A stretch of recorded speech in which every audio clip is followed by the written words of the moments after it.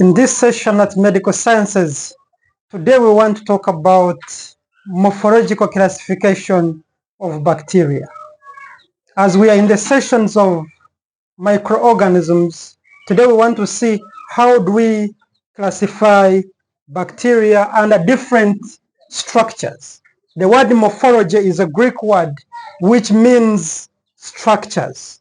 So we want to see how can we classify bacteria according to the structures, that is how the cell wall is arranged, and it ends up taking different stains. So we are going to look at staining uptake of the cell wall, whereby we are going to use gram stain and Zn stain.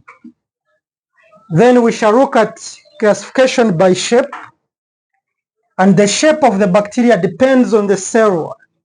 So we want to see how bacteria can have different shapes depending on the cell wall. Then we shall look at the Flagellar arrangement, whereby Flagella we saw they are elongated or they are hook-like structures which enable movement. Then we shall end by looking at the arrangement of the endospores, and we see different examples under each class. So as we begin, we remind you to subscribe. If it is your first time, like the video and share to many others. So let us begin by staining reaction. Want to look at the staining reaction.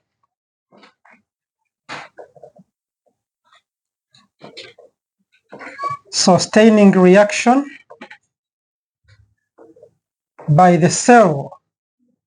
We want to see the structure of the bacteria known as the cell wall. How does it take up different stains, that is gram stain and Zn stain.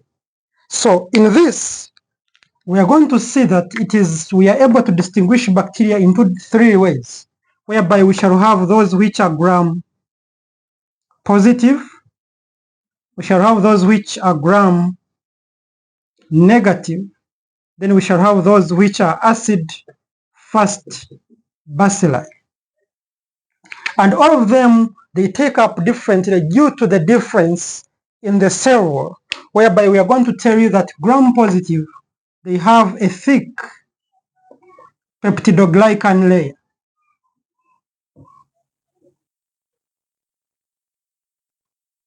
Whereas gram negative, they have thin peptidoglycan layer. Then the AFBs, for them, they possess what we call the mycolic acid, the waxy mycolic acid surrounding the cell wall, which has a thick peptidoglycan, as we saw in the previous video about in details the structure of the cell wall. So these different structures within the cell wall enable them to take up the gram stain and Zn differently. And these acid bacilli, they are demonstrated best using Zn stain, whereas these ones we use gram stain, whereby the gram positive bacteria, and because of the thick peptidoglycan layer, they retain the color of the primary stain, that is the crystal violet. So they will, on the microscope, they appear purple. Whereas the gram negative, because of their thin peptidoglycan layer, they do not retain the crystal violet after applying a mordant known as rugosiodine. So on decolorization, we lose the purple color of the crystal violet, and it takes up the pink color due to safranin. It can be safranin, it can be neutral red, it can be strong dilute carbofuchsin. But this purple is due to the crystal violet, which is retained by the gram positive. Examples of gram positive organisms are many, whereby all Streptococcus species and Staphylococcus species, they are both gram positive. Whereas under gram negative, we can give examples of like bacilli like E. coli, the Enterobacteriaceae, such as E. coli, Klebsiella pneumoniae, the Salmonella, the Pseudomonas. All of those ones are gram negative. Then those which are acid fast bacilli, and they are able to stain with Zn, and under microscope, after staining with Zn, which this Zn contains methylene blue, it contains, we use the primary stain used is the strong carbofuchsin, whereas the counter stain is methylene blue. So these AFBs, they are able to retain the strong carbofuchsin and ends up staining pink in color, pink red. That's how they appear under blue background provided by the methylene blue. So this is what we can tell you. Examples of the bacteria under here include Mycobacterium species. Mycobacterium species such as Mycobacterium tuberculosis, Mycobacterium leprae. All these, this one causes leprosy, whereas TB causes tuberculosis. All those are acid-fast bacilli. So this is what we can discuss with you briefly, under staining reaction by the cell wall when we use different stains such as the Zn and the Gram.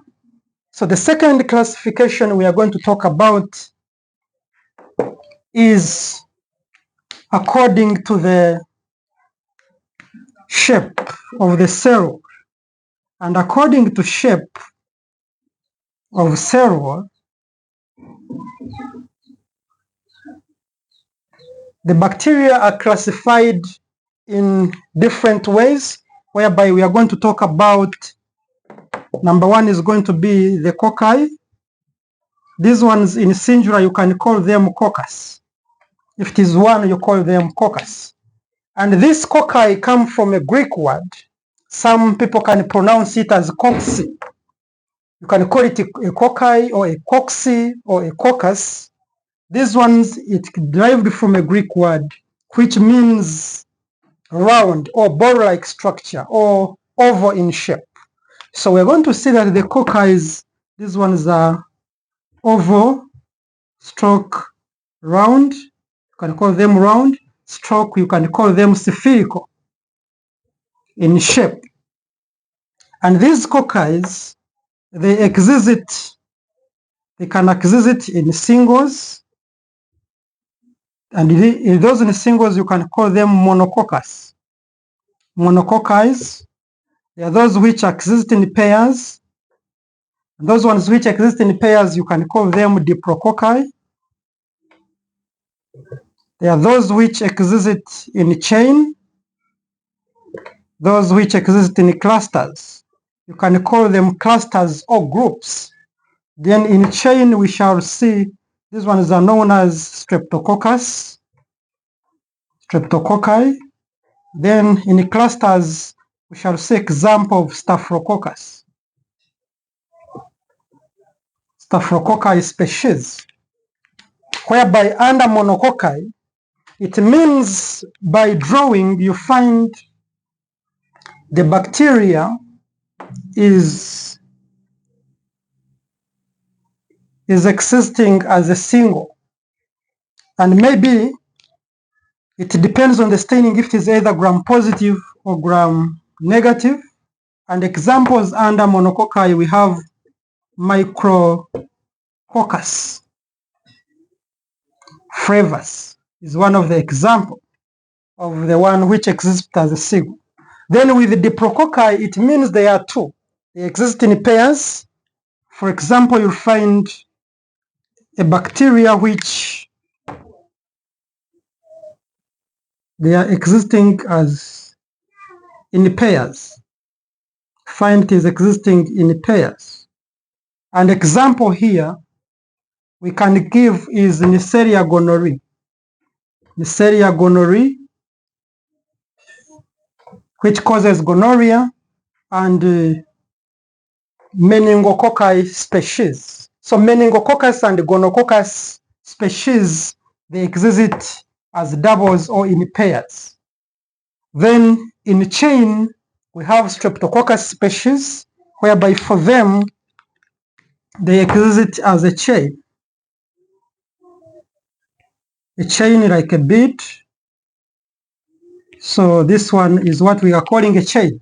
An example here is Streptococcus species like Streptococcus pyogenes, Streptococcus pneumoniae. So majority of the Streptococcus species, they exist as in chain. That is Streptococcus pneumoniae, Streptococcus pyogenes, Streptococcus agaricti. All of them exist in a chain. Then lastly is those which exist in groups, clusters. You can call them clusters or groups.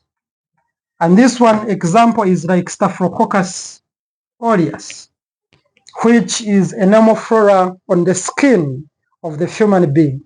And this one is exists in groups. So you find this example, you find bacteria which are in clusters. You find they are in clusters. You find another cluster. When you stain a slide with gram, and they are always gram positive. We said Streptococcus and Staphylococcus species are gram positive, meaning they stain purple or blue by retaining the crystal violet. So this is what we can discuss under the cocci or the cocci, which are spherical, round, or ball-like in shape. And we have seen they can exist as single, in pairs, in chain, and in clusters. So the second one under shape, we are going to talk about the bacilli. We have the bacilli. When it is the one, you can call it bacillus. And these ones, for them, they are rod-like. You can also, sometimes we call them rods. Call them rods because they are stick-like in structure. These ones, the bacillus or the Greek word bacilli means stick, or it means the rod. So these ones are stick-like in structure. That is how we can describe them. And these bacilli, they can also exist in singles, such as E. coli. So when you find E. coli, it is going to be like a rod. So these rods, some of them at the end, they can exist in oval shape, they can exist as flat or bend. So this is what we call a rod. Another example can be like Salmonella, but Salmonella for it has the flagella, as we shall see under arrangement of the flagella. Then some bacilli, we have what we call cocobacilli. These cocobacilli, for them, they have round ends. They are spherical, but with round ends. So for example, you find they are somehow elongated and with round ends. So this one is what we call a cocobacilli. Then others are streptobacilli. Streptobacilli, meaning these are bacilli which are existing in chain. They are rod-like, but existing in a chain. And here an example we can give is like Bacillus anthracis, which causes anthrax. So this Bacillus anthracis exists as like a streptobacilli, or it is in a chain, meaning these ones are appearing like in chain. Then we have also the bacilli, which exist in clusters.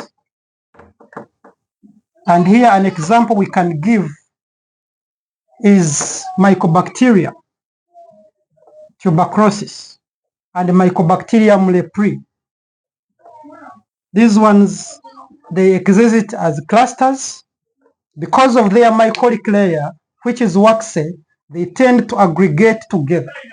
So you'll find them aggregated together. If these are the loads, you find they are aggregated together like a bundle. Those are what we are calling in clusters. Then there are those which form branches, which are branched. You find a bacilli, one is passing through, another one is cross-cutting. So these are what we are calling branched bacilli. And example here is lactobacilli, which is found in the vagina. So this is an example of the bacilli which are branched. So these are the bacilli. Don't forget that bacilli means rod or stick-like shape, and they have either round ends or flat ends. And they have different arrangements whereby they appear as a single, or as a cocobacilli, or as a streptobacilli, or in clusters, or branched. Then the third category we are going to look under shape is the comma-shaped. Comma-shaped, and you can call it vibrious. So this vibrious, as its name suggests, the word vibrious means comma-shaped bacteria. And these comma-shaped bacteria, they are gram-negative, they are comma in shape, and we are saying for them they are gram-negative, and they are curved or comma in shape, the way you know comma how it looks like. So when I'm drawing this, since it is gram-negative, it is in comma shape, then it has a single flagella at one end. So this one becomes, an example of this is the Vibrio cholerae. Here we have an example as Vibrio cholerae, which causes cholera. Then another fourth classification under shape, we are going to look at the spiral spirillars, or you can call them spiral. So these ones are spiral in shape. These ones, they are spiral in shape, or you can call them, so majorly they are spiral in shape. So you find these bacteria, they have spiral shape.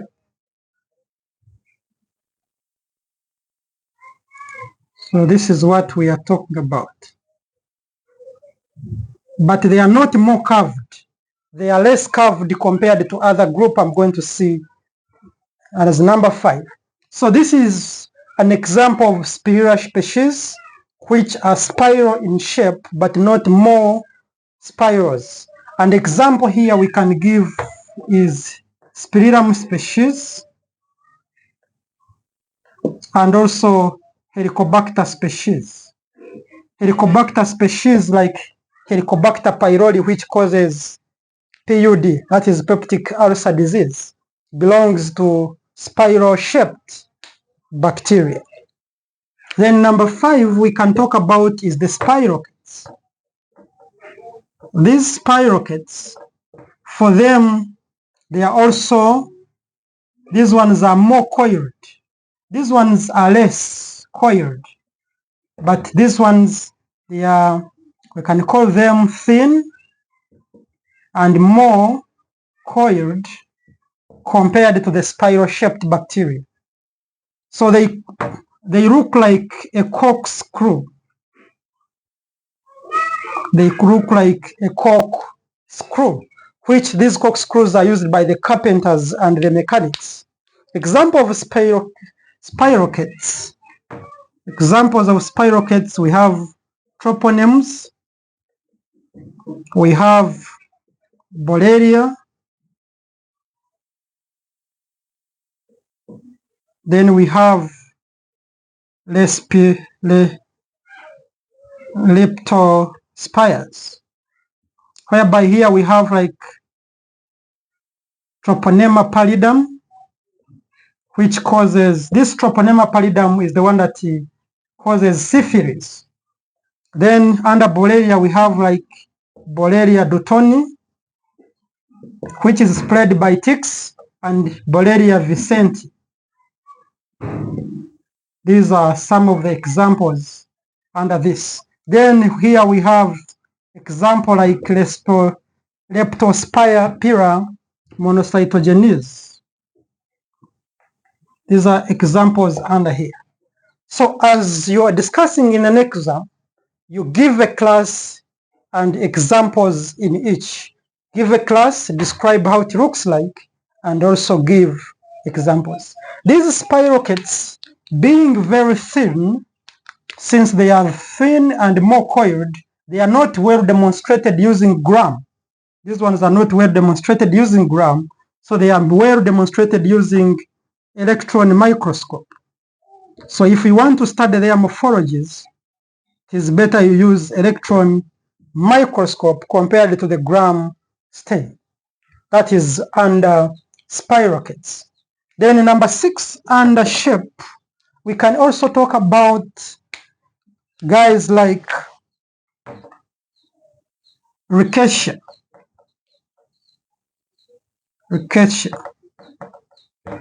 and chlamydia. Also, these ones belong to the bacteria, though they look like virus, but the difference is that they possess both DNA and RNA. And for example, the rickettsia, they reproduce using the host DNA, but by binary fission.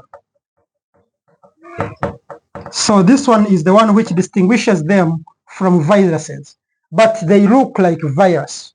But the difference is that they possess both DNA and RNA, and at the same time, they reproduce by binary fission, whereby the HIV, no, the viruses do not do that. So these ones are also grouped under bacteria. The last group we can talk about under this, under shape, is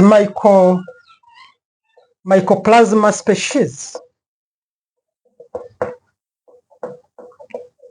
So we have the Mycoplasma, which is number 7.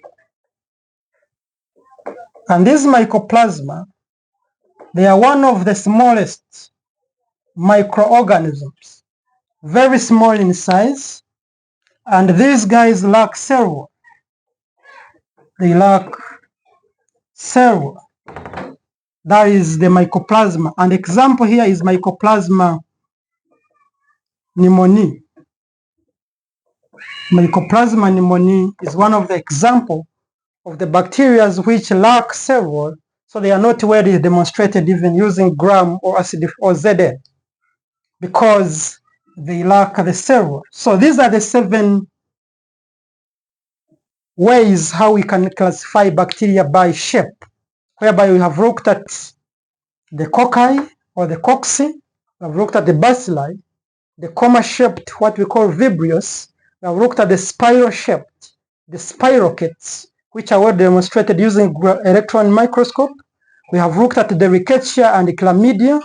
Then we have ended up with the Mycoplasma. So in case we ask you to classify bacteria by shape, you should be able to give this, their description, and examples where possible. The shape of the spirochetes, for them we said they are thin and more coiled. So for them, they are more coiled than the spiral shaped. That is what we can, and very thin. As you can see, the size is different, and also the coils are very many. Okay, so after finishing by staining reaction of the cell wall, looking at the shape of the cell wall, number 3, we want to look at the Flagellar arrangement. So part C, let us discuss about Flagellar arrangement.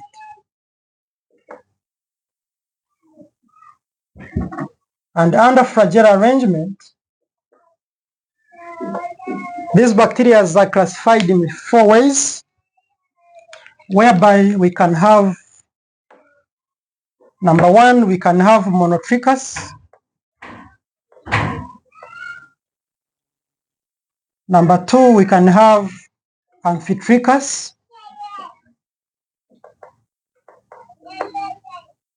Number 3, we have morphological. Then number 4, we have peritrichous. These are the 4 ways how the bacteria with Flagella, how they are arranged. Whereby monotrichous means this is a bacteria with 1 flagella at one end. An example here we have Vibrio cholerae as an example, which has a single flagella. Then amphitrichous, this is a bacteria with 1 flagella at both ends. And here examples we can give is Spiridium species can be one of the examples.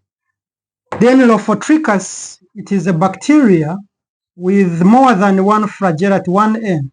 So they possess flagella, more than 1 flagella at one end.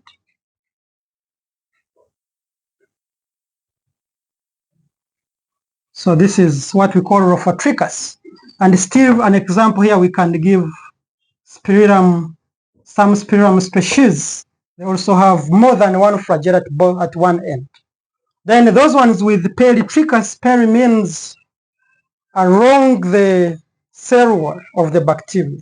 So if you have the bacteria, for example, the Salmonella, which is rod in shape, it has Salmonella all over the cell wall, around. Peri means from the word perimeter, around the bacteria. An example here we have Salmonella. Salmonella species have peritrichous arrangement. So mono is a Greek word which means 1 flagella at one end. Amphi is a Greek word which means 2-sided. So they have flagella at both ends, a single flagella at both ends. Lopho means many flagella at one end. Then the peritrichous along the perimeter of the bacteria. And we are able also to give certain examples.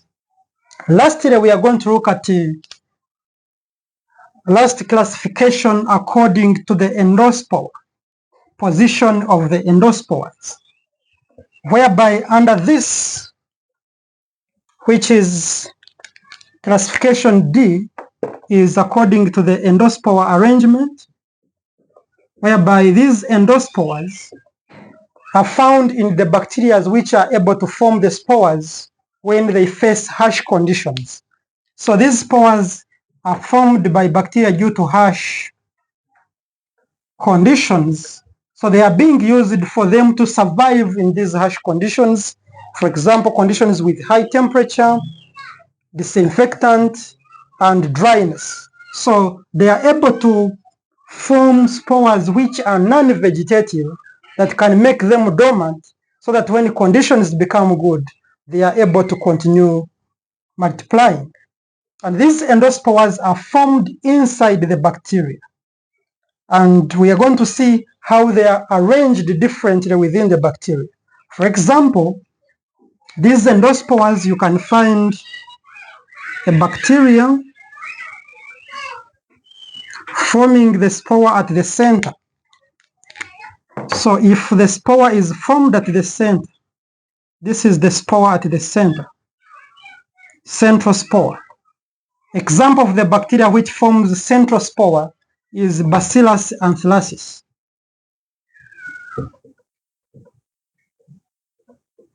It is an example. Then number 2, you can find bacteria with spores which are subterminal. For example, you have a bacteria, but the bacteria forms a spore towards the end.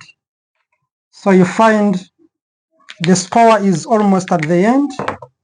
It's not at the center, but towards the end of the bacteria.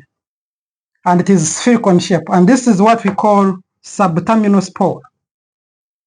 And these subterminal spores are found in bacteria such as Clostridium,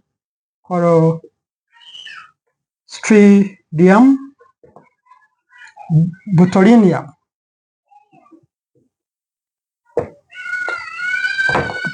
So this is an example. Then lastly, you can find the bacteria with terminal round spore. So it looks like a lancet in shape, whereby the spore is at the terminal. So this is terminal spore. And the bacteria with the terminal spore include Clostridium tetani. This one is responsible for causing tetanus. So this is the different arrangements of the endospores by the bacteria which are able to survive in harsh conditions, so that when the conditions become good, they can be able to survive and continue replicating. So this is what we can discuss for you. Morphological classification according to the staining of the cell wall, according to the shape of the cell wall, according to the Flagellar arrangement. And lastly, we have looked at the presence of endospore and the position where it is found, giving examples in each case. Hope you guys have enjoyed with us at Medical Sciences. Please remember to subscribe, like the video, and share to many others that they can continue to learn with us. Thank you so much.